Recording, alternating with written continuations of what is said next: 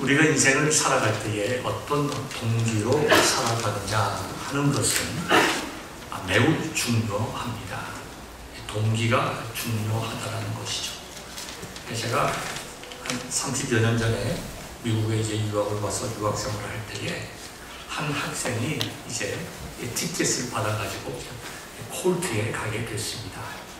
갔다 왔는데 이 콜트에서 그냥 용서해주고 가라고 했다는 거예요.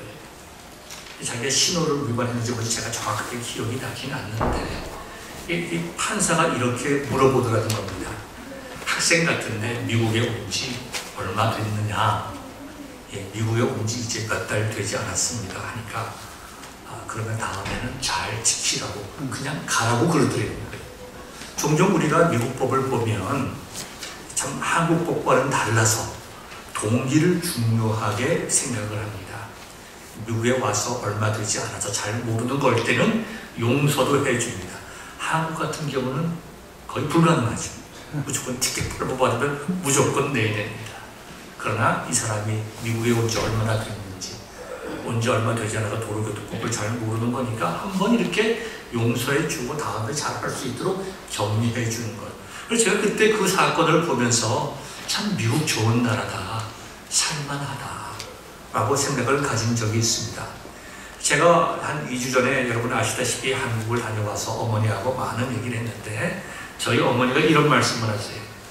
요즘에는 부모들이 자식들에게 재산을 미리 주질 않는다는 거예요. 옛날 같으면 미리 다 이렇게 분배를 해준다든가 했는데 그렇게 하지 않는다는 거예요. 재산을 미리 다 줘버리면 자식들이 부모한테 오지를 않는답니다. 뭔가 가지고 있어야, 얻어갈 게 있어야 자식들이 부모한테 온다는 거예요. 이게 좋은 얘기입니까? 씁쓸한 얘기입니까? 이거 씁쓸한 얘기입니다. 제가 나이 많으신 목사님한테 오래전에 들은 얘기인데요. 그분이 한 번은 신방을 갔더니 그 자녀들이 와서 어머니를 잘 모시더라는 거예요. 그래서 같이 이제 예배를 드리고 이제 자녀들이 돌아간 후에 목사님이 그 이제 권사님에게 얘기를 했습니다. 권사님 참 복되십니다. 자녀들이 이렇게 찾아와서 이렇게 잘 공경하니 얼마나 좋으십니까? 그랬더니 권사님이 그러시더래요. 목사님한테. 목사님, 쟤들이 그냥 오는 줄 압니까? 물려받을 유산을 생각하고 아이들이 경쟁적으로 와서 자란다는 거예요. 그러면서 씁쓸한 웃음을 웃으시더라 하는 이야기를 제가 들은 적이 있습니다. 여러분, 하나님은 우리의 마음의 중심을 보지 않습니다. 우리의 마음의 중심. 어떤 동기로 신앙생활을 하느냐 매우 중요합니다. 오늘 우리가 읽은 본문은 우리가 어떤 마음으로 자세로 신앙생활을 해야 하는지 욥을 통해서 보여주고 있는데요. 한 해를 이렇게 다 지나가면서 우리 자신들의 지나간 1년을 뒤돌아보고 내가 어떤 마음 자세로 신앙생활을 해오고 예배를 드리고 섬겨왔는가 다시 한번 우리 자신들을 뒤돌아보면서 서로 위로하기도 하고 또 깨달음을 주시면 새로운 한 해에 보다 하나님께서 기뻐하시는 선하고 아름다운 동기로 신앙생활을 할 수 있는 계기가 될 수 있기를 바랍니다. 이 사탄은 우리 성도들에게 예수님을 이미 믿은 우리들을 향하여 두 가지 방법으로 시험할 때가 많이 있습니다. 첫 번째는 잘못된 동기로 우리로 하여금 하나님을 섬기도록 유혹을 합니다. 결혼을 하려고 하는 젊은 남녀가 있습니다. 남자가 여자를 바라보고 여자의 아름다움 때문에 결혼을 한다고 하면 그건 예수님 믿는 청년으로서 다른 동기가 아닙니다. 또 처녀가 남자가 아주 부자이기 때문에 시집을 가겠다고 하면 세상적인 건 모르겠지만 예수님 믿는 처녀로서는 다른 결혼의 동기가 아닙니다. 우리 믿는 젊은 청년들은 결혼을 할 때 어떤 마음으로 해야 됩니까? 물론 기본적인 사랑이 바탕이 되어야 되겠지만 내가 이 사람과 결혼하고 내가 하나님을 바르게 섬기고 믿음의 바른 가정을 세우고 자녀들을 말씀 가운데 바르게 양육함으로 우리 가정과 자녀와 가문이 교회의 든든한 일꾼이 되고 하나님의 영광을 돌리기 가장 마땅한 사람이라고 판단되어야 결혼해야 됩니다. 물론 그것을 충족하면서 동시에 여자가 매우 곱다든가 아니면 남자가 건강하고 물질도 풍부하다고 하면 그건 감사한 일이죠. 뭐 물질이 많다고 하는 것, 여자가 아름답다고 하는 것이 무슨 결혼을 하는데 방해되는 요소는 전혀 아닙니다. 그러나 어떤 결혼이라고 하는 굉장히 중요한 결정을 할 때에 동기가 무엇인가, 내가 이 사람을 선택하는 동기가 무엇인가, 그것이 바로 되어야 우리는 복된 가정을 세워나가고 하나님 앞에서 바른 신앙생활을 하게 됩니다. 우리가 하나님을 섬기고 봉사하고 헌금하고 하는 모든 동기들도 하나님께 마땅히 영광 돌려야 함에 있는 것이지, 사람에게 인정받고 교회에 인정받고 내가 무엇을 얻기 위해 한다고 하면 그것은 잘못된 동기입니다. 악한 영들은 우리에게 어떻게 또 유혹을 하냐면, 그것이 이루어지지 아니했을 때에 하나님과 사람을 원망하고 교회를 떠나게 합니다. 내가 교회 다녀서 뭔가 잘 될 줄 알았는데, 내가 하나님을 알지 못했지만, 신앙생활을 하지 않았지만 믿는 가정에 시집을 갔는데, 내가 신앙생활을 하면 뭔가 잘 될 줄 알았는데 왜 이렇게 어려움이 많은가? 남편이 승진도 되지 않고 비즈니스도 잘 되지도 않고, 내가 이럴 바에야 교회 나가서 섬기고 헌금하고 할 필요가 있는가? 이런 시험과 유혹을 당하기가 쉽습니다.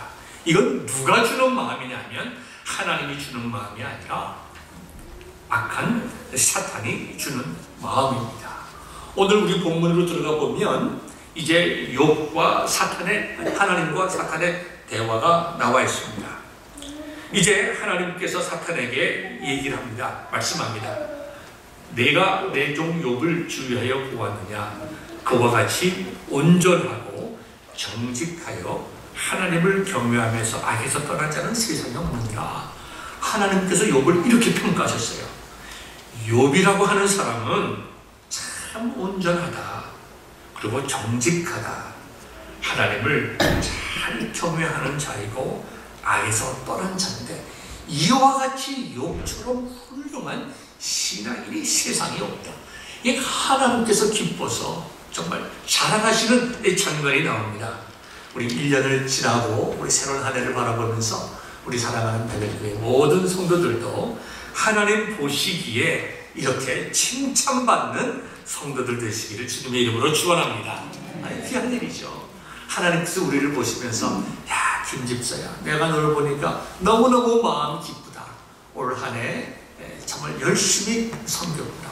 힘든 일도 많고 시험들 일도 없지 않았을 텐데, 그러나 바른 믿음을 가지고 온전하게 나를 섬겼으니 내가 참 기쁘다. 우리 다 이렇게 칭찬받는 성도들, 또 칭찬받는 성도들이 될 수 있기를 바랍니다. 이와 같이 이제 하나님께서 욥을 사탄에게 소개했더니 사탄이 뭐라고 얘기를 하냐면요, 하나님, 욥이 까닭 없이 하나님을 경외했겠습니까? 하나님께서 그에게 복을 주셔가지고 소유물을 울타리로 두름같이 하셨기 때문에, 또 하나님 일마다 복을 주셨기 때문에, 그래서 돈을 많이 벌었기 때문에 하나님을 경외한 것 아닙니까? 지금 참 중요한 말씀이 여기 있는데요, 이 사탄이 욥이 하나님을 잘 섬기는 이유를 물질적인 축복으로 지금 포커스를 두고 있습니다. 어떻게 물질적인 축복으로 포커스를 두고 있는가니까요, 얼마나 소유물이 많아지고, 그다음 지금 같으면야 돈을 갖다가 이 캐시를 다 은행에다 집어넣으니까 뭐 집에 뭘 별거 없잖아요. 그럼 옛날 같으면 어떻게 했습니까? 그냥 크게 추수를 해가지고 쌀을 그냥 창고에 잔뜩 쌓아놓는다든가, 뭐 우리의 소와 말이 많아야 부자 아닙니까? 그러니까 지금 그런 겁니다. 얼마나 뭐 많은 복을 줬는지 가진 복으로 담을 쌓을 정도로 말이죠. 그렇게 많이 주시고 손으로 하는 바를 복되게 하사 그의 소유물이 땅에 넘치게 했다. 즉 뱅크 어카운트에 밀리언 빌리언 이렇게 그냥 돈이 많이 벌었고요. 건물들도 많고 땅도 많고 그냥 자동차도 그냥 롤스로이스 차를 타고 다니고 이렇게 정말 부자 중에 정말 상부자가 되게 됐으니까 그거 감사하고 고마워서 욥이 하나님을 섬기는 것이지, 아마 하나님께서 그와 같은 복을 주시지 않았다고 하면, 오늘 본문에 있는 말씀과 같이 그와 같은 물질을 싹 뺏어간다고 하면 하나님은 욥을 욕할 것입니다. 이렇게 얘기하는 겁니다. 그랬더니 하나님께서 사탄에게 말씀하셨어요. 그 모든 소유물을 다 뺏어봐라. 욥이 어떻게 하는지 한번 보자. 그러나 욥의 생명에는 너희가 관여하면 안 된다. 그럼 어떤 일이 일어났습니까? 여러분이 내용을 너무나 잘 아시지 않습니까? 하루아침에 모든 재산과 자녀를 잃었습니다. 그리고 2장 7절부터 8절에 보니까 그 발바닥에서 정수리까지 악창이 나서 욥이 제 가운데 앉아서 기와 조각을 가져다가 몸을 긁고 있었더라. 하루아침에 재산을 다 잃어버렸습니다. 그의 자녀들이 다 죽고 말았어요. 거기다가 병까지 얻어가지고 악창이 나서 얼마나 몸이 가려운지 기와 조각으로 자기의 몸을 긁고 있었다고 그랬습니다. 얼마나 기가 막힙니까? 망해도 왕창 망하고 이렇게 더 이상 망할 수가 없었다고 할 정도로 완전히 망하고 말았습니다. 처음에는 부인과 친구들이 와서 욥을 위로합니다. 얼마나 많은 사람이 욥을 위로했겠어요. 욥이 경건하고 하나님 잘 섬기는 사람이었기 때문에 아마도 주위에 있는 사람들에게도 잘했을 거예요. 주위에 있는 사람들이 위로하고, 특별히 성경을 보면, 욥기를 보면 멀리 있는 세 친구가 정말 찾아와서 욥을 위로합니다. 같이 슬퍼합니다. 그러다 욥의 상황이 점점 악화됨에 따라서 사람의 마음속에 의심이 생깁니다. 친구지만 어떤 의심이 생겼냐 하면, 우리가 잘 모르긴 해도 우리는 욥이 정말 의롭고 진실한 줄 알았는데 뭔가 하나님과 욥만 아는 큰 죄를 범한 모양이다. 그렇지 않고야 어떻게 하나님께서 이와 같이 욥을 정말 기가 막히게 치실 수가 있는가. 욥은 재산도 잃었습니다. 자녀들도 다 잃었습니다. 육신적인 고통과 정신적인 고통에 더하여 신앙과 인격에 손상을 주는 상처까지 있게 되었습니다. 사탄은 아내까지 동원합니다. 끝까지 같은 길을 가야 할 아내도 자기 남편에게 이렇게 얘기합니다. 하나님을 저주하고 죽으라. 이게 세상에 이렇게 악독한 아내가 어딘다, 이렇게 생각하는 아니라고 생각합니다. 표현이지. 정말 자기 남편이 얼마나 고통 가운데 있으면 아내가 볼 때에 남편이 차라리 죽는 것이 낫겠다고 생각을 하겠습니까? 그만한 고통 속에 있었다는 거예요. 그럼에도 불구하고 가장 가까운 친구들, 심지어 자기 아내조차도 무엇인가 욥이 하나님 아버지 앞에 범죄하여 이와 같은 고통이 있다고 하는 아픔 속에서 욥은 어떻게 해야 되는가? 신앙을 지켰는데요. 특별히 우리가 욥기 1장 맨 마지막 22절을 보면 이 모든 일에, 이와 같은 상황 속에서도 친구들이 조차 자기를 의심하고 아내조차 자기를 버리는 상황 속에서도 모든 일에 욥이 범죄하지 아니하고 하나님을 향하여 원망하지 아니하였더라. 참, 우리가 어떻게 신앙생활을 해야 될지 좋은 신앙의 모범을 우리에게 보여주고 있습니다. 사랑하는 여러분, 오늘 우리가 우리 스스로 도전을 받아보시죠. 저와 여러분들이 이와 같은 어려움을 당할 때에 욥과 같이 내가 그 어떤 어려움과 갈등 속에서도 내가 하나님 원망하지 아니하고 또 나아가서 사람 원망하지 않겠다. 라고 하는 그런 마음의 자세가 준비되어 있는가? 혹시 우리에게 좀 부족함이 있다고 하면 하나님, 새해에는 내가 어떤 상황이든지 내가 하나님 원망하지 아니하고 믿음의 삶을 살겠습니다. 결단할 수 있기를 바랍니다. 우리 이미 예수님을 믿는 사람들은 이런 물질적인 어려움 아니면 뭐 이렇게 건강적인 어려움 때문에 하나님을 원망하고 하나님을 뭐 계시느니 안 계시느니 이렇게 할 베들교회 성도들은 아무도 없다라고 생각합니다. 어떤 경우가 있습니까? 제일 중요하고 힘든 게 뭡니까? 사람과 사람과의 관계죠. 비즈니스가 좀 잘 되고 못 되는 게 문제가 아니라 옆에 있는 가게와 경쟁이 붙는다든가, 내가 어떤 가게를 하고 있는데 옆 사람이 우리 집에서 바로 한 블락 떨어진 곳에 똑같은 업종의 가게를 한다든가, 내가 믿음의 정말 양심껏 주님의 교회를 잘 섬기는데 남이 나를 오해한다든가, 우리가 예수님을 믿으면서 얻는 어려움이라고 하는 것은 물질적인 어려움, 건강의 어려움보다 관계성에서 오는 불평과 상처 같은 문제입니다. 그래서 우리가 그런 인간과의 관계에서 어려우면 우리는 어떡합니까? 남을 미워하기 시작합니다. 원망하기 시작을 합니다. 외면하기 시작합니다. 아예 그냥 교회로 옮겨버릴까? 여러 가지 관계성이 제일 힘듭니다. 그럼에도 불구하고 하나님께서 우리에게 주시는 말씀이 뭡니까? 신실하고 진실하고 의로운 사람들은 문제를 인간적으로 해결하지 아니하고 그 문제를 예수 그리스도 앞에 내려놓고 주님의 은혜로 해결하는 사람들이죠. 그렇죠? 주님의 은혜로 문제를 해결하고 그런 것으로 해서 자신이 상처받고 다른 사람에게 상처 주지 아니하고 온전하게 믿음으로 자신 앞에 다가져 있는 어려움들을 극복하는 것입니다. 그래서 우리가 욥의 문제를 보면 사실 우리의 일상생활하고는 굉장히 먼 거예요. 우리가 욥처럼 부자가 된 적도 없고 될 가능성도 없고, 그죠? 하루아침에 모든 걸 다 잃고 자식들이 다 죽어버리고 욕창이 걸려가지고 우리가 집안장으로 가서 우리 몸을 긁을 그런 상황은 우리 인생 속에 거의 없습니다.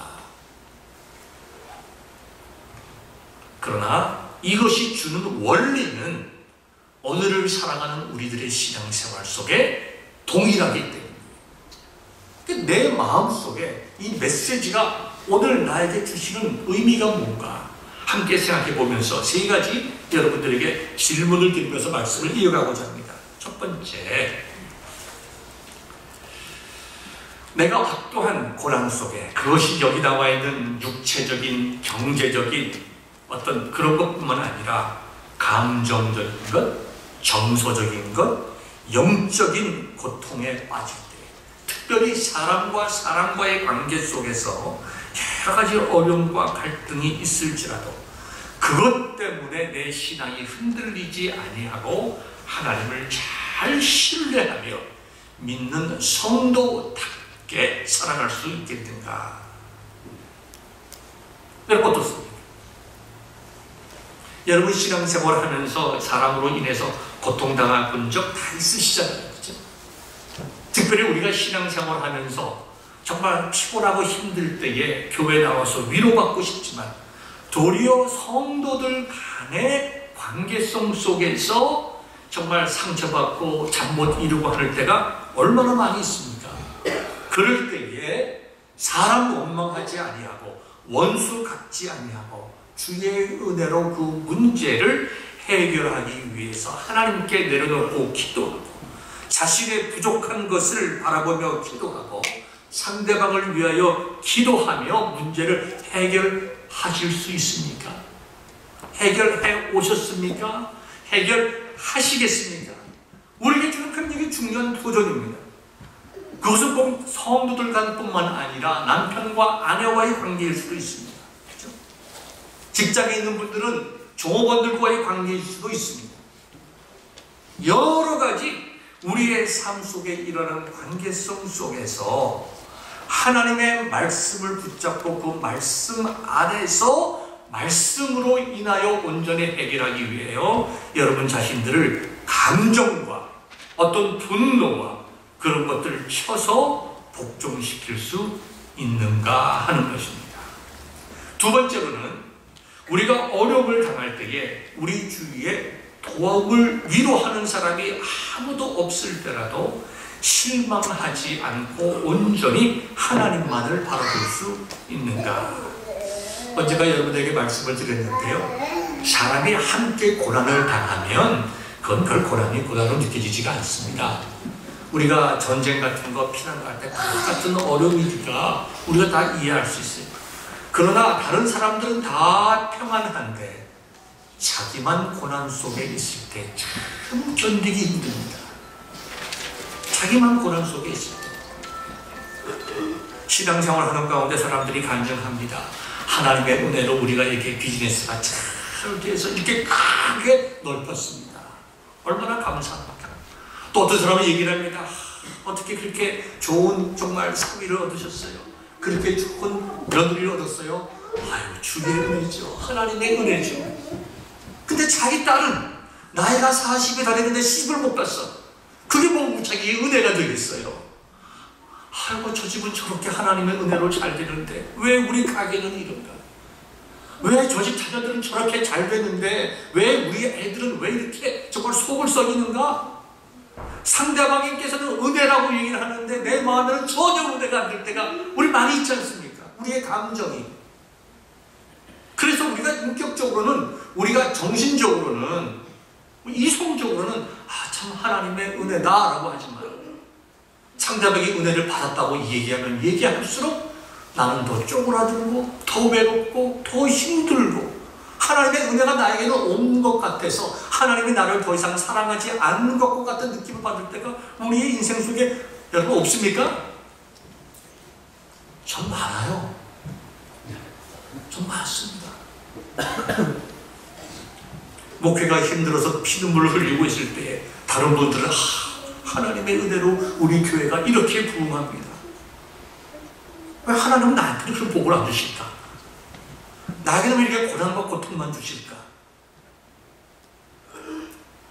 저는 그런 생각 가진 적이 참 많이 있습니다. 우리의 인생 속에 세상은 참 불공평해요. 공평하지 않습니다. 우리의 외로움이 우리만 겪을 때 참 고난과 아픔이 많이 있습니다. 그럴 때라도 하나님은 하나님이시니까 내가 알지 못하는 하나님의 또 다른 은총이 우리에게 있음을 알고 참고 견딜 수가 있는가? 어떤 분들은 이렇게 얘기해요. 아유, 목사님들의 얘기는 수도 엉터리다. 코에 걸면 코걸이, 귀에 걸면 귀걸이. 아니 뭐 잘 되면 하나님의 복이라고 하고 또 저 잘 안 되면 뭐 하나님의 큰 복이 있다고 그러고 이래도 감사, 저래도 감사, 이래도 복된 것, 저래도 복된 것. 코에 걸면 코걸이, 귀에 걸면 귀걸이. 그런 말은 나라도 하겠다 하는 분들이 종종 있습니다. 사람이 보면 그렇죠. 예수님 믿고 다 잘 돼야지. 예수님 믿고 불행하게 된다고 하면, 세상적인 기준으로 불행하게 된다고 하면 누가 예수님 믿겠습니까? 믿을 사람 없죠. 왜요? 하나님을 모르니까 그렇게 얘기하신다 이거죠. 여러분들은 하나님을 진정으로 아신다고 하면 다른 사람은 다 복받는 것 같은데 나만 고난 속에 있게 될 때에 그 외로움 속에서도 실망하지 않고 하나님을 잘 섬길 수 있겠습니까? 세 번째로, 하나님께서 침묵하실 때에도 우리가 하나님을 정말 경건한 마음으로 섬길 수 있겠느냐 하는 것입니다. 내가 내 생활 속에 어려움이 있어도 하나님께서 나를 향한 다른 뜻이 있을 것이다. 그런데 하나님 좀 말씀 좀 해주세요. 이거 하루 이틀도 아니고 1, 2년도 아니고 이와 같은 어려움과 고통이 계속되는데 왜 그런지 하나님 좀 저에게 말씀 좀 해주세요. 욥의 답답함이 그것 아닙니까? 자기가 모든 거 다 잃었습니다. 모든 재산도 잃고 자녀들도 다 잃어버리고 육체의 건강까지도 잃고 친구들도 다 외면하고 아내도 다 외면합니다. 그럼에도 욥은 악착같이 정말 하나님 원망하지 않으면서 한 가지 생각이 듭니다. 내가 왜 이런 고난 속에 있을까? 하나님 좀 말씀 좀 해주세요. 내가 하나님 앞에서 잘못된 것이 있다고 하면 정말 내가 회개하겠습니다. 아마 이런 마음으로 욥은 자기 인생의 고난의 의미를 찾았을 거예요. 근데 하나님의 말씀 안 하시는 거예요. 하나님 말씀 좀 해주세요. 어디 계십니까? 내가 이렇게 고난 속에 있는데 하나님 어디 계십니까? 여기를 봐도 안 계시고 저기를 봐도 안 계시고 앞을 봐도 안 계시고 뒤를 봐도 안 계시고 하나님께서 절대적으로 침묵해버리십니다. 얼마나 힘들고 답답합니까? 하나님께서 얘야 비즈니스 힘들지 5년만 고통 당해라. 이 5년 동안에 네가 너희 좀 낮아지고 겸손해지고 하나님 의지하는 것 좀 배워라. 그러면 내가 5년 뒤에 비즈니스 내가 빵 터지게 해주마. 그럼 참고 견디겠는데, 그죠? 그 딸, 아들, 시집장가 아직 못 가서 안 간 건지 못 간 건지 고통당하는 부모들이 어디 있어? 많지 않습니까? 자녀들은 멀쩡한데 부모만 그냥 마음이 안달이죠. 하나님은 이렇게 말씀하십니다. 얘야 거기 다 뜻이 있다. 5년 뒤에 아니면 3년 뒤에 내 딸이 좋은 믿음의 신랑 만나고 믿음의 신부 만나서 결혼할 거다. 네가 열심히 잘 참고 기도하고 기다리면 내가 너에게 복을 줄 거다. 딱 그렇게 말씀하시면 그거 못 참겠어요. 그거 못 견디게 다 견디죠. 근데 하나님이 아무런 말씀도 안 하시고 침묵하십니다. 이 어려움이 언제 끝날지 우리는 알 수도 없는 거예요. 그렇다고 하면 우리가 얼마나 우리 인생 속에 고난과 외로움과 고통이 있으면 크겠어요. 이런 상황 속에서 우리는 하나님을 믿을 수 있겠는가? 여러분 어떻게 생각하십니까? 목사님 어떻게 이렇게 어려운 얘기를 하십니까? 아니 그런 일들은 없어야죠. 저도 없기를 원합니다. 저도 제 인생 속에 욕과 같은 어려움이 없었으면 좋겠고 여러분들에게도 없었으면 좋겠어요. 인간 간의 갈등과 어려움도 하나도 없이 행복하게 살았으면 좋겠어요. 그러나 세상 우리가 인간적으로 볼 때의 세상에서 행복할 것이다 라고 생각하는 사람들이 정말 행복한가? 이건 결국 그것은 아닙니다. 여러분들 우리가 소요리 문답 1번을 보면 인생의 제일 목적이 무엇이뇨? 이런 질문이 있어요. 이 소요리 문답은 우리 그 장로교의 신앙 고백서인 웨스트민스터 신앙 고백서를 줄여서 문답 형식으로 만든 것입니다. 가장 에센스. 이 첫 번째 질문이 뭐냐면 인생의 제일 목적이 무엇이뇨? 여러분이 인생의 목적이 무엇이라고 생각하십니까? 나 그런 건 생각해 본 적 없습니다. 사는 것이 힘들고 지친데 그와 같은 거는 철학 선생이나 목사님들이나 생각하는 거지. 내 지금 관심은 인생의 제일의 목적이 무엇인가가 아니라 내 지금 목적은 이번에 승진해야 되는 거고 내 비즈니스 잘 되는 거고 내가 지금 병 낫는 겁니다. 그러면 동일한 질문도 우리가 할 수 있어요. 병 나면 뭐 하시려고요? 장사 잘 되면 뭐 하시려고요? 승진하시고 뭐가 잘 되면 뭐 하시려고요? 그때 되면 좋죠. 집도 사고 뭐 사고 집 사고 직업 한다면 뭐 하시려고요? 결혼하신다면 뭐 하시려고요? 건강 찾으면 뭐 하시려고요? 인생의 제일 목적이 무엇이뇨라고 하는 것은 우리 인간이 살아가는 삶의 이유와 목적이 무엇이냐 그걸 물어보는 거예요. 우리가 그런 삶의 이유와 목적 아니면 동기를 바로 알지 않으면 우리는 인생을 헛사는 것이 되는 것입니다. 헛사는 거예요. 우리 인생의 목적을 잘못 알고 살아가면 인생을 잘못된 방향으로 살아가는 것입니다. 자 봅시다. 우리가 신앙인들 아닙니까? 예수님 믿는 사람들이 신앙생활 하여야 하는 믿음 생활 하여야 하는 가장 큰 이유가 뭡니까? 믿지 않는 사람들이라고 하면 뭘까요? 예수님 믿고 구원받아야 되는 거예요. 죽음의 길을 가니까 영원한 형벌의 길을 가니까 예수님을 알지 못하는 사람들은 신앙생활 해야 할 일들, 이유, 예수님 믿어야 할 이유가 무엇이냐면 예수님 믿고 구원받아야 되기 때문에 예수님 믿어야 되는 거예요. 그러나 이 시간 우리 성도들, 일반 성도들, 이미 예수님을 다 믿고 구원의 확신이 있는 사람들이 지속적으로 신앙생활을 해야 될 이유가 무엇입니까? 신앙생활의 동기를 말하는 것입니다. 신앙생활의 이유를 이야기하는 것이죠. 그것은 우리가 예수 그리스도 안에서 삶의 이유와 목적과 동기와 가치가 바뀌었기 때문에 예수 그리스도 안에서 새로운 이유와 목적과 동기와 가치를 추구하는 삶을 우리가 살아야 하는 것입니다. 그것이 믿음의 이유예요.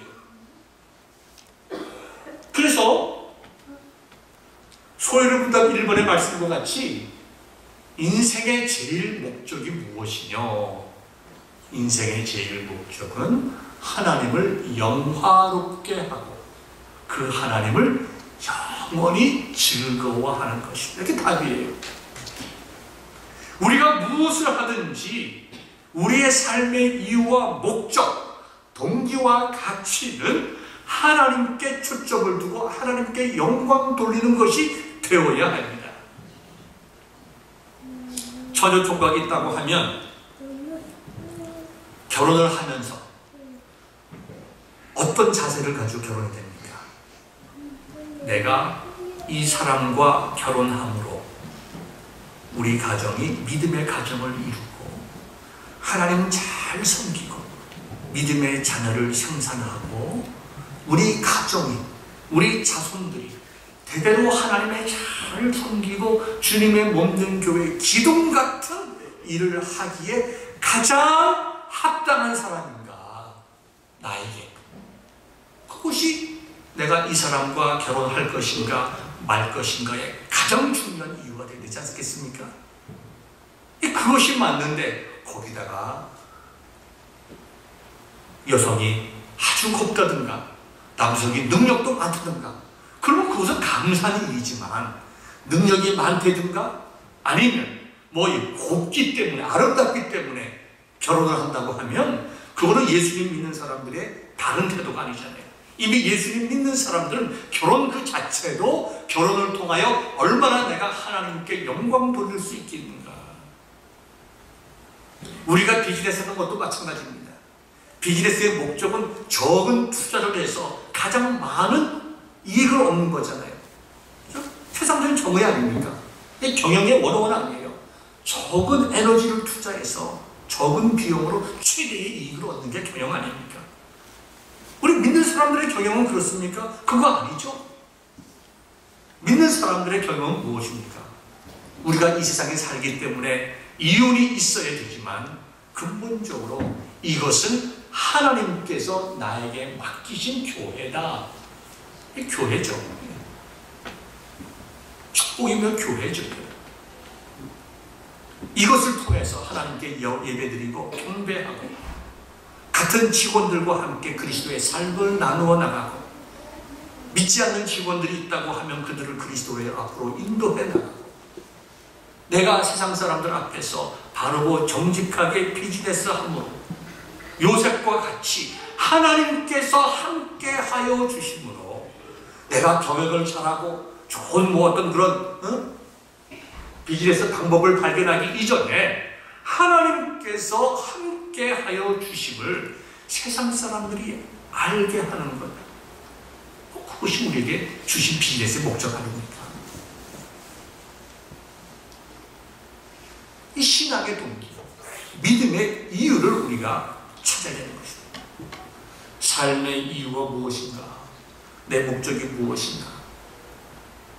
구체적으로 우리의 영혼의 구원 문제뿐만 아니라 하나님이시기 때문에 우리가 하나님은 영광받기에 합당한 분이시기에 하나님께 경배드리고 또 그 하나님께서 내 인생 속에 찾아오셔서 사람들은 변해도 변치 않는다. 하나님께서 나를 위로하시고 하나님께서는 나를 버리지 아니하시고 항상 나와 함께 하시면서 위로와 은혜를 주시기에 내가 지금 내 앞에 있는 어려움의 이유를 잘 모른다 하더라도 지나간 날 나와 함께 하신 그 하나님께서 오늘도 함께 하시고 내일도 반드시 함께 하신다.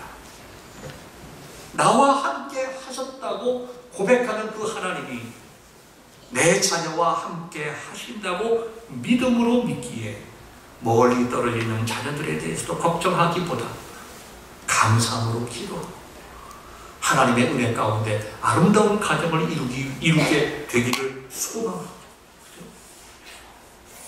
우리의 구원의 문제만 해결해 주신 것뿐만 아니라 힘든 시기에도 우리에게 새로운 힘을 주시고 평강과 위로를 주시는 그 하나님을 인하여 내 앞에 문제보다 그 모든 문제보다 위에 계셔서 그것을 해결하시고 우리로 하여금 믿음으로 뚜벅뚜벅 용감하게 걸어가게 하시는 그 하나님께 믿음의 초점을 맞추고 신앙을 생활하는 겁니다.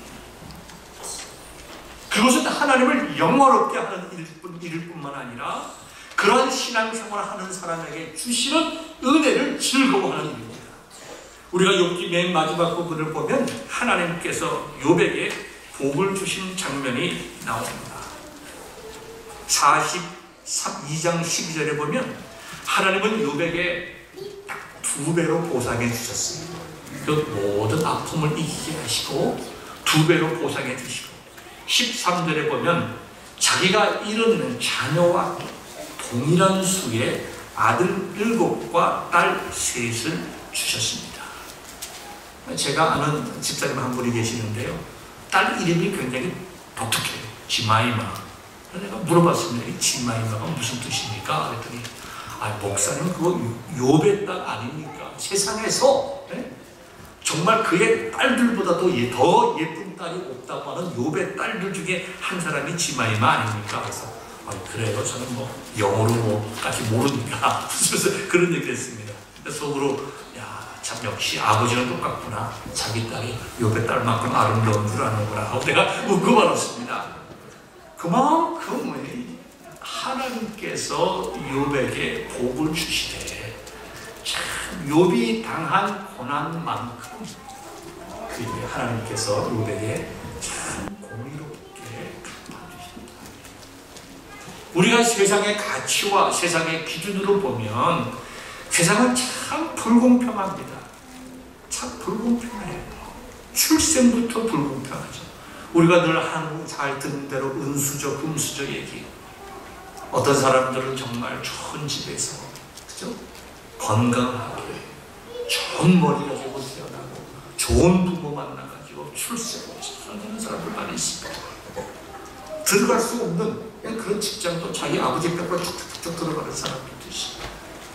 어떤 사람들은 하는데 성실한데 왜 그렇게 못 되는지, 잘 안 되는지. 어떤 사람들은 장애인 그렇게,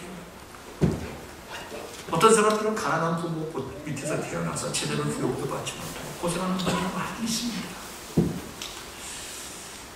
하나님은 공평하십니다. 내가 어떠한 상황 속에 있든지 내가 진실한 마음으로 하나님 섬기고 내 믿음의 이유와 동기가 하나님의 근거에서 바르게 된다고 하면 하나님께서는 이 땅에서도 하나님의 나라를 맛보게 하시고 우리가 이 땅에서 비록 많은 것을 가지지 못한다 하더라도 하나님 나라에서 우리에게 동일하게 이분이가 욥을 2배로 갚아주신 것처럼 우리가 생각하는 것보다 더 많은 하나님의 정말 은혜와 복을 예비하고 계시다는 것을 믿고 내 신앙의 동 이제 한 해가 다 이제 마음으로 가는데 내가 새로운 한 해를 어떤 마음으로 가져야 할 것인가? 내가 지난 1년 지나면서 내가 어떤 마음으로 신앙생활을 했는가? 내가 사람으로 특별히 사람으로 인해서 힘들고 어려운 일이 없었는가? 그것은 내가 신앙적으로 어떻게 극복하고 성숙한 자리에 이르게 될 것인가? 내 가정에 어려움이 있어서 자녀들도 어려웠고 남편도 어려웠고 산업도 어려웠다고 하면 내가 이것을 다시 한번 어떻게 생각해야 할 것인가?